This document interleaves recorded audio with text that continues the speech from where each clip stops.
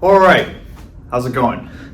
Welcome back to another video here in the series on differential equations. This video is going to be the final video on this section here on second order differential equations. And originally, when I was outlining the video series, I had planned to introduce this topic using Dirac delta functions through part of the derivations. But as I was kind of going through it, I felt that, just thinking about it a little bit more, that Dexter's explanation in his notes not only does not require the Dirac delta function, but it's also a little bit more compact. And ultimately, I think I'd like to work off of his explanations. So the point of me saying that is the reason why this video I've been waiting to make the video up until this point, is because I wanted to introduce the Dirac delta function in order to make this video, but I'm kind of reverting back saying, okay, maybe we don't need it. Not saying that the Dirac delta function is not important. It is incredibly important in both math and physics, but we just won't be using that for this video. So that might be having us wonder, well, what are we going to be doing in this video, right?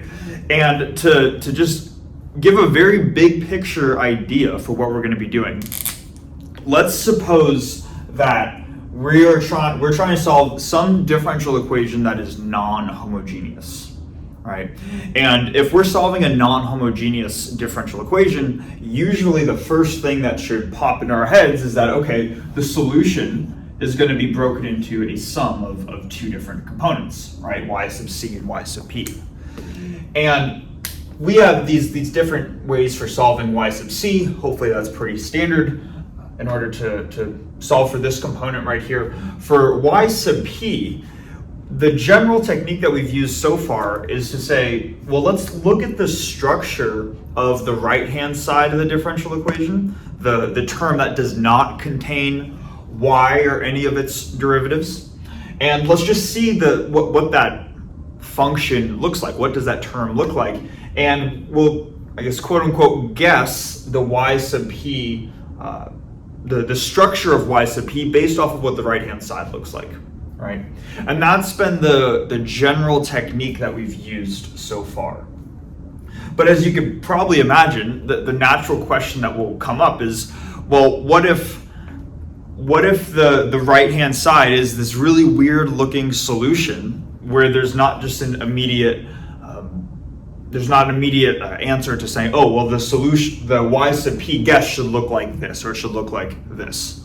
We've gone through some common cases of if the right-hand side looks like a trig function, an exponential function, a polynomial, or a combination of those functions. But what if it's this really weird-looking right-hand side that maybe isn't one of those three common cases? It's like, what do we do then, right? And that is the purpose of this video. In short, we're going to be looking at a technique called, which is the title of this video, it is called variation of parameters.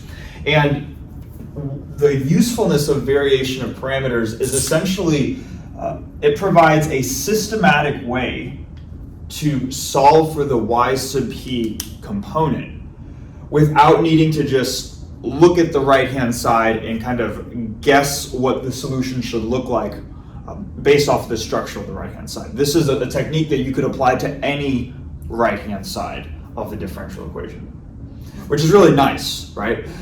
It makes it very, very powerful. Now, just to give some context too, the fact that it is so general means that a lot of what we're going to be doing in this video is a little bit general as well. But I want to at least outline what we're going to be doing. The first thing is to just give background for this technique called variation of parameters. It's sort of this step-by-step process, but I want to make sure that we understand where the steps come from so we're not just blindly memorizing a bunch of equations, right? So that'll be the first thing, introducing variation of parameters. Where do the equations come from? Second goal, we're going to be going through the derivation of the variation of parameters. So not just showing where do the equations come from, but what are the equations, the final equations that we'll be using. And then finally, we're going to go through an example to finish off the video so we get a sense for how to actually use this technique. Okay. So hopefully that makes sense.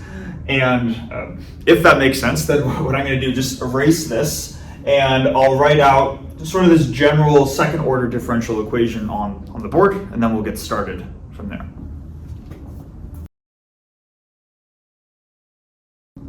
Okay, so to get started with all of this, I wrote out this second order differential equation right here. And I'm doing this just to classify what type of differential equations this method of variation of parameters works for. So we see that this differential equation in general has a non-zero right-hand side. So this works for both homogeneous and non-homogeneous differential equations. And then if we look at the two terms in front of the function y and its first derivative y prime, we see that we have q of x and p of x. Because p and q both depend on x, they are functions of x, and hence they are not constants. So what that tells us is that this technique called variation of parameters, it works for differential equations that have constant coefficients and for differential equations which do not have constant coefficients. So that part is nice.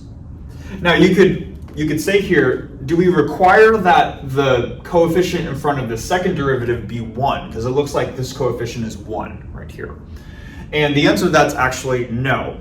In theory, you could have a function of x right here, but whatever your function of x is that sits in front of the second derivative term, you can always just divide it throughout the equation, and that would get absorbed into each of these p, q, and f terms right here. So even if you had a function of x, you could always rewrite the equation so that the coefficient in front of your second derivative is just the number 1. So this is still fully general in that sense. So really the only condition that we're going to require is that in order to use this technique on variation of parameters, you're going to want your differential equation to be linear, because we see that the differential equation is linear in y, its first and its second derivative. Okay. So that's the class of differential equations that this technique works for. And one more thing before we officially jump in is that, just as a heads up, we're going to be referring to a lot of linear algebra throughout at least the first part of this. I should really say throughout the video, to be honest. So if you know linear algebra, that's great. If you don't know linear algebra, that's fine. You can, well, first recommend learning it. But if you don't know it, you can still apply the technique. You can still apply variation of parameters. You're just going to have to kind of take certain things blindly as true statements, maybe without understanding the full reason why behind them. Okay. But anyways, let's get started with this technique here on variation of parameters. So the ultimate goal that we set is that we want to use variation of parameters to find a general expression for y sub p. And we immediately see it's non-homogeneous, so the solution can be broken up into two terms, y sub c and y sub p. Now, what we're going to do is we are going to refer back to a concept that we had earlier on, that we introduced in the beginning of this section, which is the notion of phase space. And just to quickly remind us of what phase space is, if we have an nth order differential equation, then phase space is an n-dimensional space consisting of the function itself, y, as well as the first n-1 derivatives of that function. And the n-1 derivatives plus, quote unquote, the 0th derivative make up the n dimensions in this phase space. Now, for us, because we're working with a second order differential equation, we're just setting n equal to 2. So I can write out, or I can draw phase space as a two-dimensional space. So I'm just going to draw it like this, where my horizontal axis can be the function y of x, and then the vertical axis is just its first derivative, y prime of x.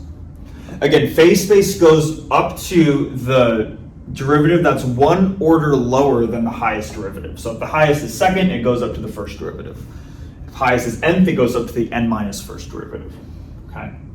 But we're going to be looking at phase space throughout all of this to motivate this. And again, if our goal is to understand this y sub p term right here, what we're going to do to start is we're going to say, let's take this y sub p term that we want to understand, that we want to be able to come up with an expression for, and write it in the language of phase space. And here's what I mean. Because we have a 2D phase space, elements inside this 2D phase space are two-dimensional vectors.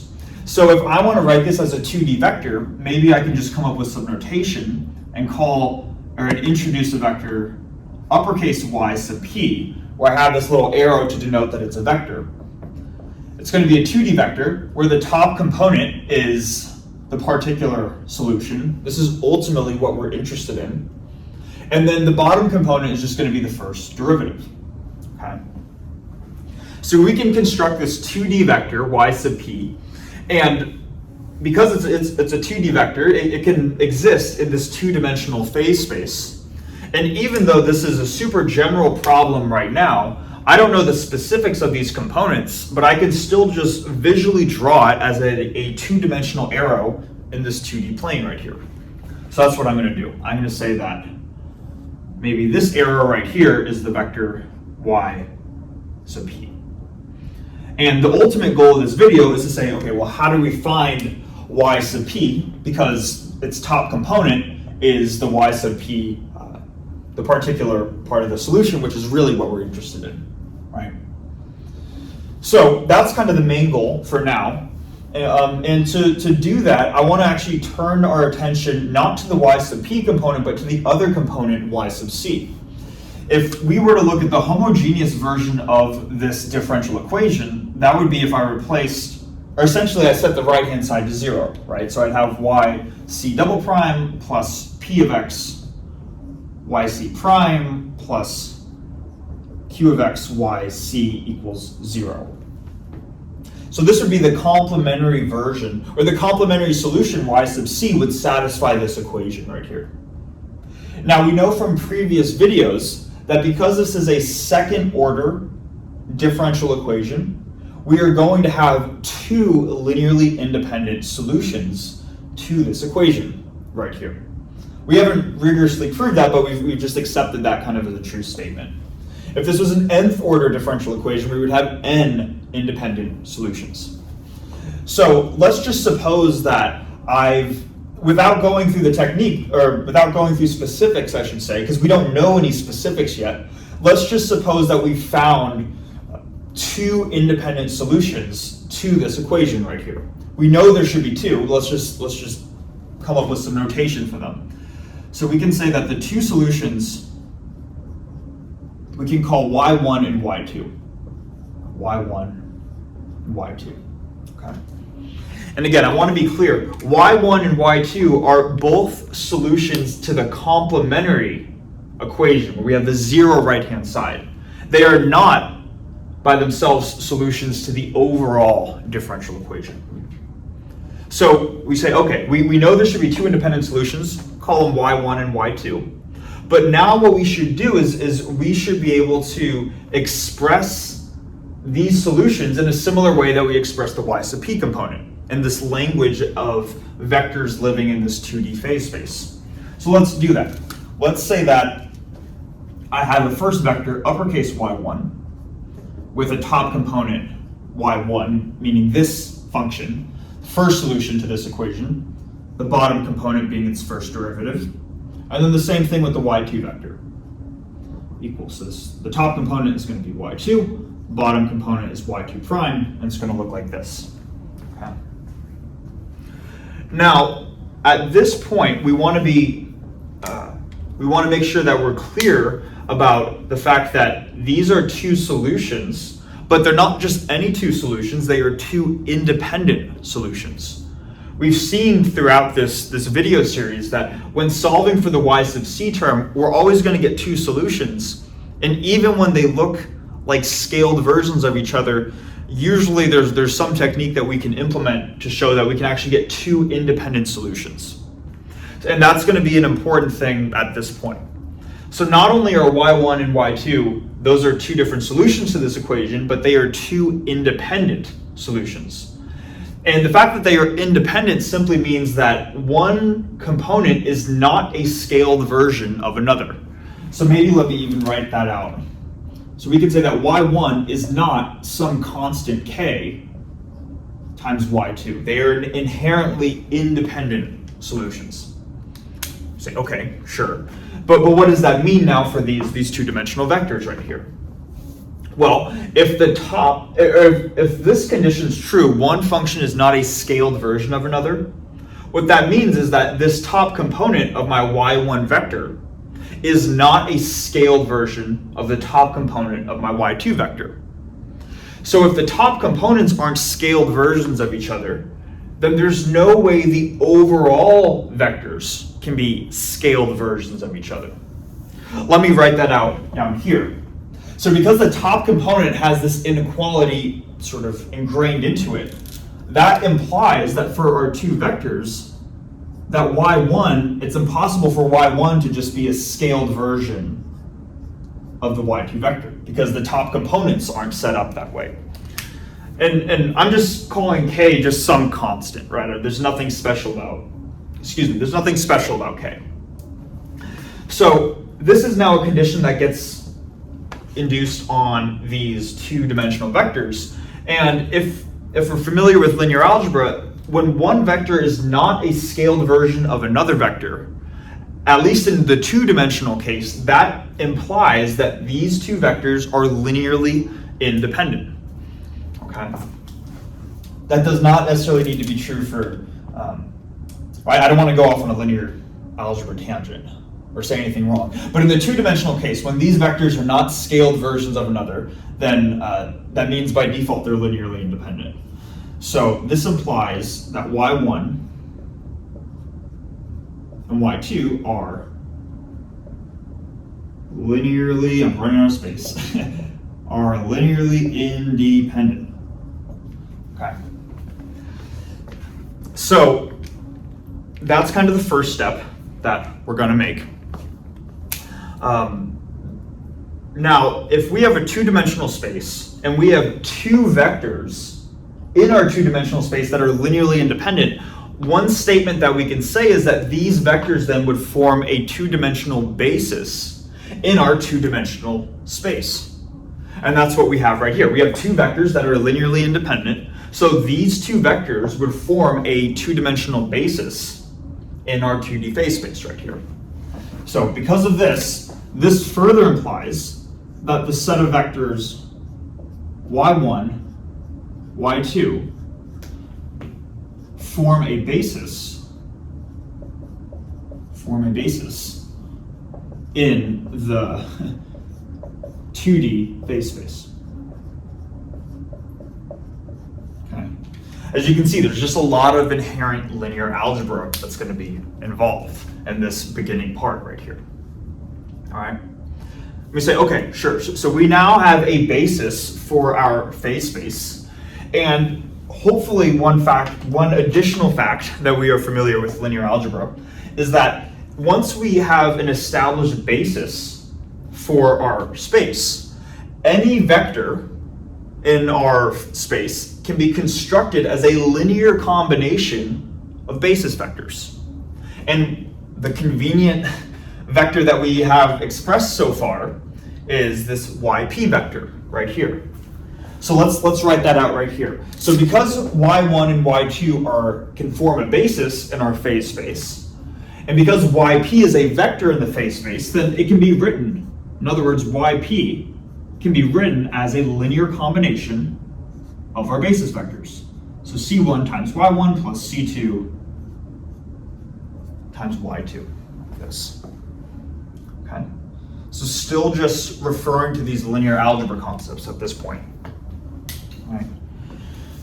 Now, when we're looking at this, these are often parameters, c1 and c2, that previously in differential equations, we would introduce c1 and c2 as the coefficients in the linear combination for the y sub c term, right? We'd have like c1 e to the lambda 1x plus c2 e to the lambda 2x or something like that. And these parameters would typically be constants And those constants would get solved for kind of at the end of the problem using the provided initial conditions, right? Or at least that was the general strategy. But now in this case right here, there's inherently this issue that we don't know what y sub p is. And in fact, like y sub p is ultimately this vector that we're interested in solving for. So there's no way that we can know what this vector is. We know what y1 and y2 are because hopefully we know how to solve the homogeneous version of a differential equation, whether it has constant coefficients or not, but we don't know this left-hand side immediately. So what we can end up doing is saying that rather than having the C1 and C2 parameters, the coefficients in our linear combination, rather than having those be constants, let's now vary, conveniently using the word, let's now vary these parameters in such a way that these parameters take on the value of that these parameters, when formed in this combination right here, equal whatever y sub p is. So we don't know what y sub p is, but we're going to say that we're going to set up C1 and C2 that they're going to vary in such a way that this equation has to be true. Okay? And in order for these things to vary, they can no longer just be constants, but they should be frankly allowed to vary. So they should be functions of x, just like everything else on this board here. So the notation that Dexter uses, but it doesn't really matter, is that rather than just calling them constants, we're actually going to call them functions of x. These things that were originally just the coefficients in our linear combination are now themselves functions of x. And again, these functions are going to be specifically set up so that when we have u times y1 plus v times y2, we get our overall particular solution, whatever it happens to look like. And that's where the name variation of parameters comes from. In this linear combination, normally these parameters are constants, but now because they are functions of x, we are allowing them to vary. Okay. Now we might be saying, okay, I'm sort of following, but this is kind of confusing. And if it still is, I don't blame you. But let me just try to at least make sure we understand what the new goal is at this point. The original goal is to understand what y sub p is, right? Because we don't know what that is. Now what we're doing though is we're saying we're going to set up u and v so that this equation has to be true, even if we don't know what the specifics of what y sub p are right now. So now what this does is this actually gives us a new goal to solve for. So let's even write this down here. Now the new goal is to say, let's find what u of x is and v of x are such that this equation happens to be true. If we can find what u is and we can find what v is such that when we take u times y1 plus v times y2 equaling this equation, then at that point we would actually have all of the components for y sub p, right? Hopefully that makes sense. If we're trying to find y sub p, and now we're saying y sub p is this linear combination of terms, we can say, all right, well, I already know what y1 and y2 are. I solve for those right here. Now I just need to find out what u and v are. If I know what those are, I plug them in, and then I have my solution for y sub p. So our new goal now is to say, okay, let's find out what these functions u and v are. And that's going to be what we're going to solve for next. Okay.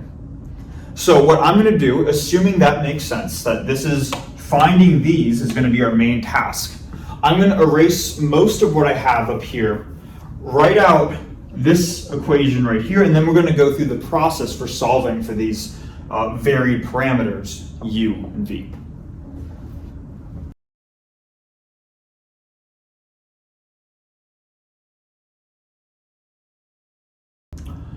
All right, so if our overall goal is to solve for this y sub p vector, and now we're saying, okay, well, it can be expressed as a linear combination of these vectors, then we say, okay, well, the only thing left to find is the u and v components, the coefficients. So let's go about finding those.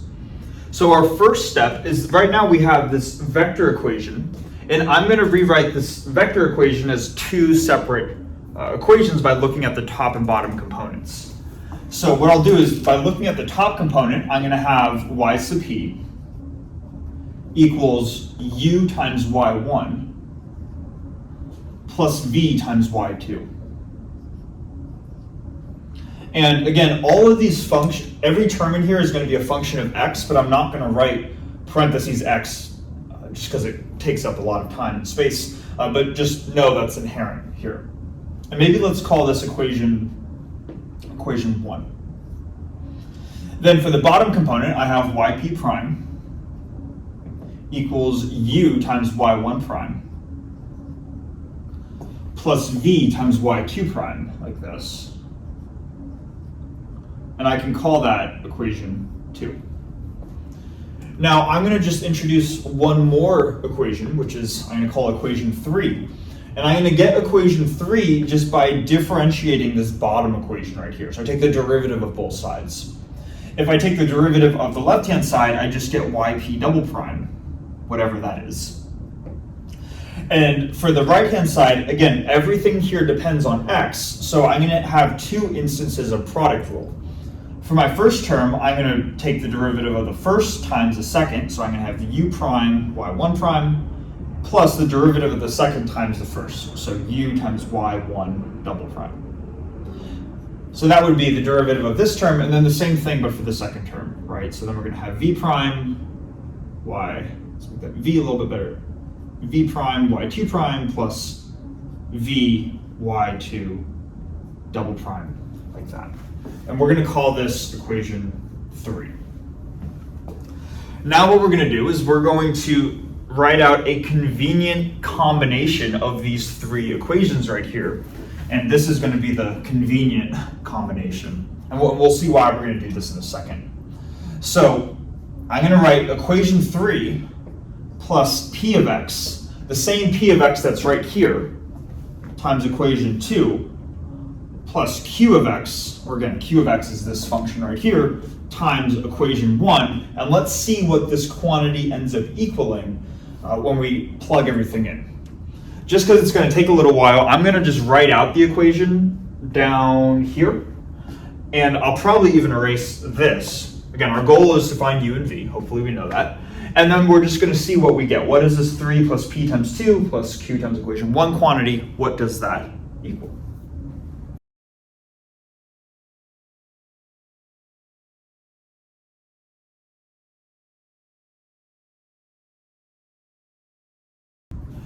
All right, so we wrote everything out here, and let's just make sure it's kind of a long equation, as you can see, but let's make sure that we understand where everything comes from. So starting with equation 3, that's this equation, so that's the sum of these two terms right here. That's just these two terms right here.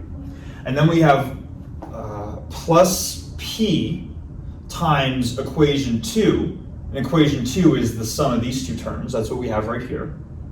And then we have plus q times equation 1, where equation 1 looks at these terms right here. So everything that and then we have an equal sign, right? But everything to the left of this equal sign looks at 3 plus p times equation 2 plus q times equation 1. Then for this other side right here, that's just the other side of equations 1, 2, and 3. So same idea, but now we're just going to look at this other side right here. So equation 3 is the opposite side is yp double prime plus p times equation 2, which is yp prime, and then plus q times equation 1, which is just yp. So just applying this 3 plus p times 2 plus q times 1 to both sides of the equation. Okay. Now what we're going to do is we're going to simplify this a little bit.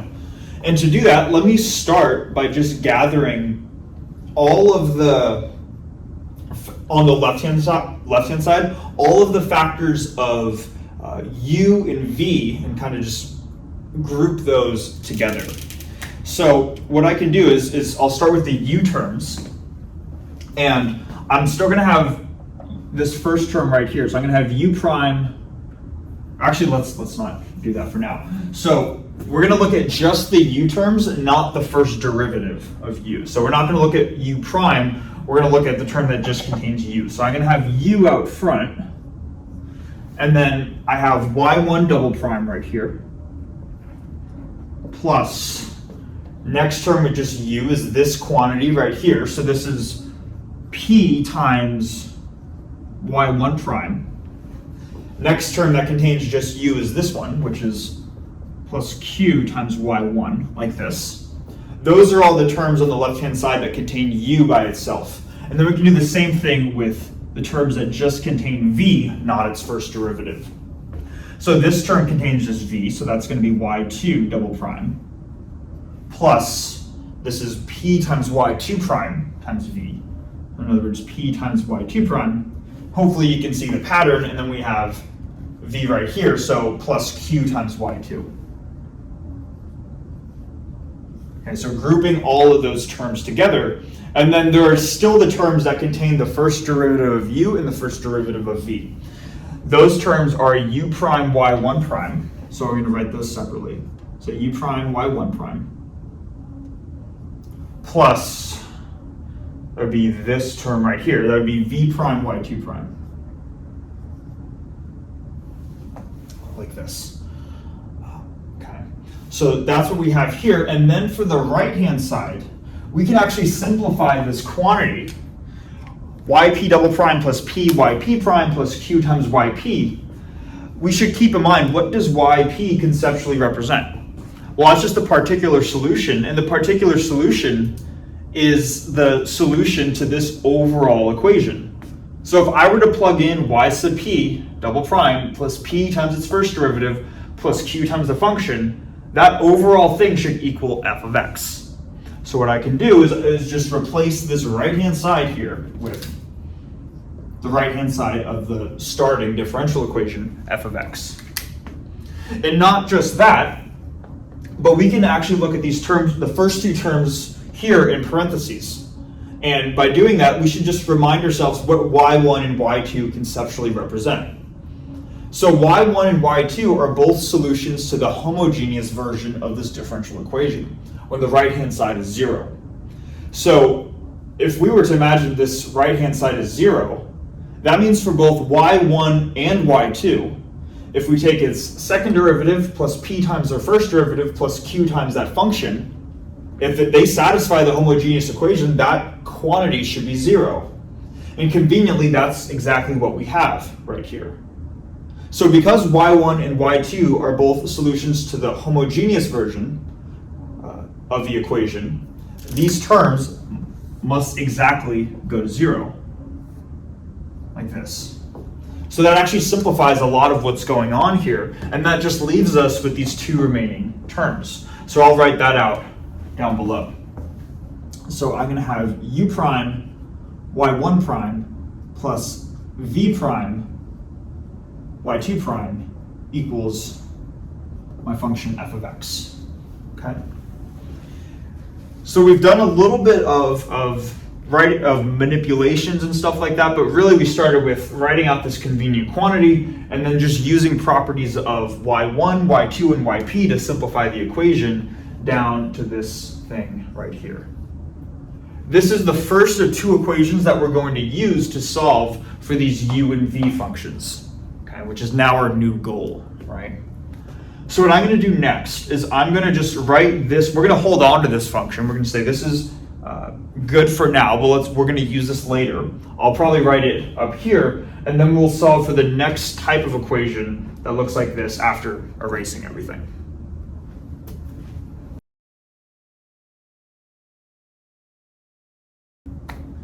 Okay, so now to find the second of two sort of important equations that we're going to use to ultimately solve for these unknown functions u and v. This being the first one that we just found right here. So with that one, we took that convenient combination of equation 3 plus p times equation 2 plus q times equation 1.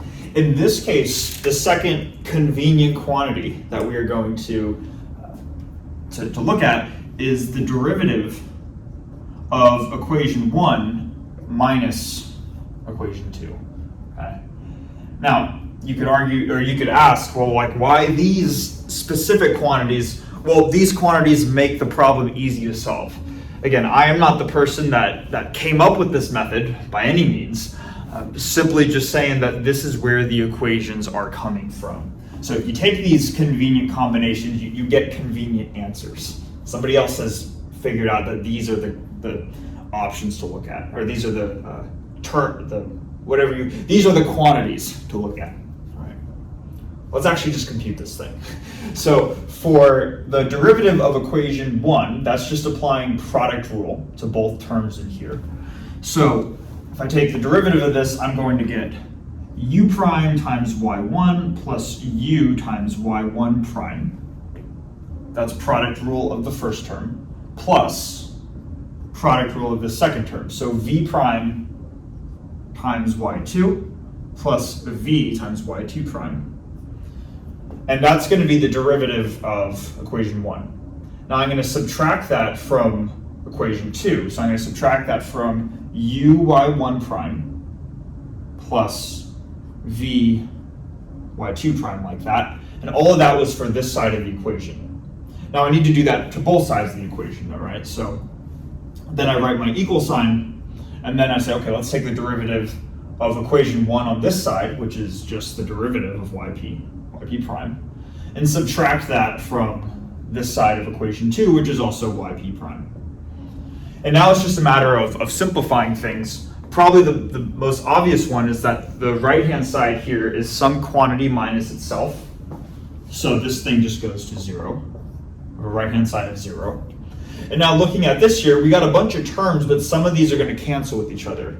Specifically, I have uy1 prime here, and then minus uy1 prime here, so those go away.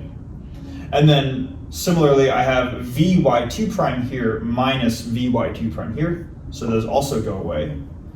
So most of these actually cancel with each other, and what I'm left over with is u prime y1 plus v prime y2 equals 0. And this now is going to be the second convenient equation that we're going to use to ultimately solve for u and v, which again is really what's going to help us solve for all of these components right here of the y sub p vector. All right. I think too, just to split it up nicely, I'm now going to erase the board, keep this first equation that we had in the previous whiteboard, keep this second equation that we have right here, and show how we can obtain the u of x and v of x functions from those two equations.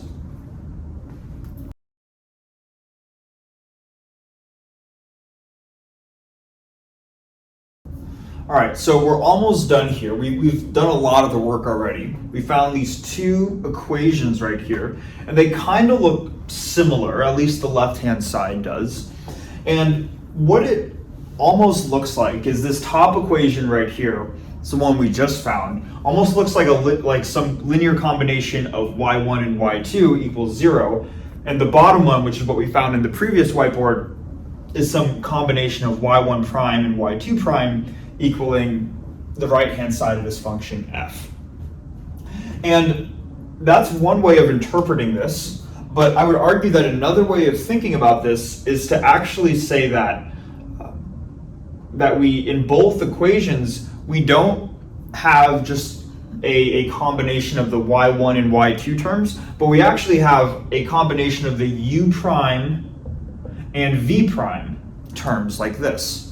So what we can do is we can actually rewrite this, and I wrote these two equations in this structure so we can see the natural transition to the next step, which is to rewrite these as a matrix vector system of equations. And the kind of the variable vector that we're going to be looking at is u prime and v prime, like this. After all, our goal is to solve for the u and v functions so we can plug them into here. What we're going to be doing is we're really going to solve for their first derivatives, and then we just integrate them and we say that's how you find u and that's how you find v. Okay. So this is going to be the vector on the left-hand side of the equation. The vector on the right-hand side of the equation is 0 and then f. So we have 0 and then f of x. And now it's just filling in the matrix elements, right? So we just do the row by column multiplication that we've learned from linear algebra. So we say what times u prime, so y1 times u prime plus y2 times v prime is 0. And then same thing down here, we're going to have y1 prime times u prime plus y2 prime times v prime gives us f. So this is how we can rewrite the system of equations in matrix vector form. And now to solve for this derivative vector, we simply take the inverse of this 2 by 2 matrix right here. We apply that to both sides, and that's going to be able to give us, or isolate for this u prime v prime vector. So we're going to have u prime v prime equals this matrix, so y1, y2, y1 prime, y2 prime, the inverse of this matrix, times our right-hand side vector, 0f. Now, hopefully we know from linear algebra how to take the inverse of a 2 by 2 matrix. And that simply says that we divide by the determinant of this matrix and then manipulate the elements in a certain way. But before we do that, I want us to just look at this quantity, this 2 by 2 matrix right here, and specifically look at, let's make this a slightly better view. And let's just imagine that, not even imagine, but just ask ourselves, do we know what the determinant of this matrix is? And that might seem like a bit of a, actually I'll let you just pause the video and think about that for a second. Okay, assuming we've paused. We might be saying, well, how do we know what the answer to this is? Because we don't know what y1 and y2 and their derivatives are. And we don't know the specifics of this, but we've actually defined this quantity before. The determinant of this matrix right here is what's known as the Wronskian. That's a quantity that we called uppercase W. It's this quantity that is either going to be 0 or non-zero for all values of x. So in the inverse of this matrix, we would need to divide by the determinant. But rather than writing y1, y2 prime minus y1 prime, y2, I'm just going to write 1 over w, where in this case w refers to the Wronskian, really just the determinant of this matrix right here. So that's the normalization factor, or this factor that goes out front. Then to actually take the inverse of the individual elements, we swap the main diagonal elements. So now we have y2 prime, and then y1. And then we change the sign of the off-diagonal elements. So we have minus y2, and then minus y1 prime, like this. That would be the inverse for the 2 by 2 case, and then we still have 0f. And this is great now, because now we just have this matrix vector system that allows us, that's isolated for u prime and v prime. So let's just look at the components now. The top component is u prime, so I'm just going to write du dx like this. And let's just see what that equals. That just means evaluating the top component of this matrix product, matrix vector product. So we have y2 prime times 0 minus y2 times f. So this is really going to be minus y2 divided by w still times f. And again, that's what du dx is equal to. So if we want to find u of x by itself, we just integrate this. So u of x is the integral of y2 over w times f dx. And then the same thing for the bottom component, right? The bottom component is going to be dv dx equals negative y1 prime times 0 plus y1 times f. So now we're going to get y1 over w times f. And then that means that v of x by itself is equal to the integral of y1 over w times f dx. Okay, so let's put a box around these equations. Okay. So just did a bunch of linear algebra and calculus and all that good stuff. Let's keep in mind, what have we actually just done right here, right? So we've kind of used our knowledge of, like I said, linear algebra and calculus, and we've ultimately solved for these functions u of x and v of x. At the beginning of this, we said that is our new goal to solve for u and v. And just to make sure we can fully connect the dots, let's see how we make sense of this here. Because now that we have u and v, we now have all of the components to this overall equation right here. So we have u, you just compute this. You have v, you compute this. And then we've already solved for y1 and y2 because we've already solved for the complementary solution to the differential equation, or we assume that we've already done that. So now that we have all the components in this equation, we just plug them in and simplify. And then that's going to give us an overall expression for this yp vector. The top component of that vector is the particular solution to the differential equation. So this is this more generalized, but or I should say this more complicated, but at the same time more general method for solving for the particular solution of any linear differential equation. Now, as a final thing, for the people that are not familiar with linear algebra, this is what you're going to want to just, I guess, kind of blindly take as a true statement. You could say that, I guess you're not going to fully understand where all of these details come from, but you are still able to solve for these quantities. Well, you're going to know what y1 and y2 are because those are solutions to the complementary differential equation. We can do that. We know what f is. That's given. That's just the right-hand side of this differential equation. And then w, that's the Wronskian. So let me just write that out down here in case we're unfamiliar with that or we don't remember what that is. That's just this quantity y1, y2 prime minus y2, y1 prime, like this. Again, y1 and y2 are the solutions to the complementary differential, or the homogeneous version of the differential equation. So we know how to obtain y1 and y2. We know how to take their derivatives, so that gives us y1 prime, y2 prime. So just plug all of that in, take this combination of them, and that's how you get w. So then you know all the components in the integrand, and then you're just integrating this. So you can still apply these equations even if we don't fully understand exactly where they came from, which is a lot of this linear algebra right here. Okay. Now we might be saying, okay, sure, this is good, but this is kind of confusing, admittedly. And I don't blame you. The first time I saw this, I was also somewhat confused by everything going on. And going through an example made this significantly easier when I first saw this.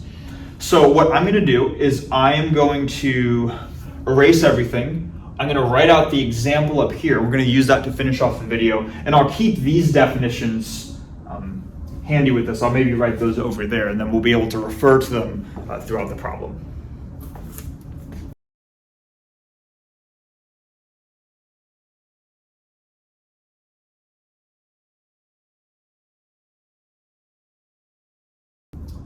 All right, now to finish out the video and hopefully get everything to kind of tie together and make sense here, we have this example of a non-homogeneous differential equation. And admittedly, I recognize that this is a differential equation with a right-hand side where we could easily obtain the solution of the right-hand side by quote-unquote guessing, right? It would be a cosine of 2x plus b sine of 2x for the y sub p guess. But the idea is more just to show like a simple example of how this machinery right here gets applied, as opposed to as opposed to coming up with this super complicated differential equation where we end up using this formula. Okay, so if our goal here is to find this overall y sub p solution, we know that y sub p is going to be the top component of that vector equation that we had, right? So that's going to be u of x times y1 of x plus v of x times y2 of x, right? So now we say, okay, well, let's just find each of those components and then plug them in, and then we have our y sub p solution. So first, I think it's most straightforward to find y1 and y2. those are just the two linearly independent solutions to the homogeneous version of this equation. And for the homogeneous version of this equation, we set this to 0, and then we end up getting that y double prime is equal to negative 4y. And you can go through the math to show it, but again, the point of this video is not to show how to solve the complementary solution to a homogeneous differential equation. Hopefully we're familiar with how to do that. So I'm just going to write out the solution. So y sub c would be a linear combination c1 cosine of 2x, or whatever, sine of 2x plus another coefficient c2 times cosine of 2x, where sine of 2x and cosine of 2x are the two linearly independent solutions. So we'd say that y1 is sine of 2x and y2 is cosine of 2x. Okay. They say, okay, cool. So we found these two terms right here. Now it's just a matter of solving for the u and v terms. Well, let's start with the u term, and we'll look at that equation for u, where we have du dx equals negative y2 over w times our function f. And just really quickly too, notice on both of those equations for the derivative of u and v, that both of those contain this factor of w, the Wronskian. So maybe because both of these terms contain this factor, let's just go and compute that real quick. Actually, probably before we compute anything. So the Wronskian w is simply the determinant of this 2 by 2 matrix, y1, y2, y1 prime, y2 prime, like this. And we know that y1 is going to be sine of 2x, sine of 2x. y2 is cosine of 2x. And then we just got to take the derivatives down here, right? So the derivative of this term is just going to be 2 cosine 2x. And the derivative of this term right here is negative 2 sine of 2x. And then we just take its determinant. So we take the product of the main diagonal, that's negative 2 sine squared of 2x minus the product of the off diagonal, which is minus 2 cosine squared 2x, like this. Oh, minus 2, right? 2 cosine squared 2x, right? Both terms contain a factor of negative 2. So if we distribute out negative 2, we're left with negative 2 times sine squared x plus cosine squared x, like that. And then of course sine squared of x plus cosine squared of x, that's just the number 1. So this simplifies to negative 2. So a lot of work to compute w, but w ends up just being negative 2. So now that we have our expression for the Wronskian, it's just negative 2 for all values of x, because sine squared plus cosine squared is 1 regardless of the value of x. Now we can just start to apply these expressions right here. And let's start with the du dx term. So du dx is going to be minus y2, so negative cosine of 2x, divided by w, right here, the Wronskian, which we said was negative 2. So divided by negative 2 times, where am I looking? Times our function f, which is just the right-hand side of this equation, so times sine of 2x, like this. Now, the negatives right here cancel, so I can rewrite this as sine of 2x cosine 2x over 2, like this. And then I can use what's known as, I want to say it's called the double angle identity, where hopefully we've seen this before in trigonometry class, where sine of 2 theta is the same as 2 sine theta cosine theta, right? That's just a relationship between sines and cosines. And we have sine of something times cosine of the same something. So if we were to look at this general identity right here, if we isolate for the sine of something times cosine of something, that'd be a matter of dividing 2 over to the other side, like this. And then we could just plug that in, except instead of having theta, we're going to replace theta with 2x. So this top, the numerator in this fraction right here becomes what this term is right here. So 1/2 sine of 2 times, again, instead of theta, 2x. So 1/2 sine of 2 times 2x, or 1/2 sine of 4x. We already have this factor as well in the denominator, so we can say that du dx equals 1/4 sine of 4x, like that. And then if we were to integrate both sides with respect to x, what we would end up getting is, I want to make sure I do this right, we're going to get 1/4 out in the front, and then we're going to get negative cosine 4x divided by 4. That's going to simplify to negative cosine of 4x over 16. Hopefully I did that right. Mental math on the spot's always fun. Point is, by integrating both sides, this is what our expression for u of x is. This is how we find u of x. Now let's just do the same thing for dv of x right here, and we'll do that with this part of the board. So again, we're just going to look at that equation. Dv dx is going to be y1 over w, and now y1 is sine of 2x. So we have sine of 2x divided by w, where again we said w is -2, so divided by -2, times f, just our right-hand side of the function, which again is sine of 2x.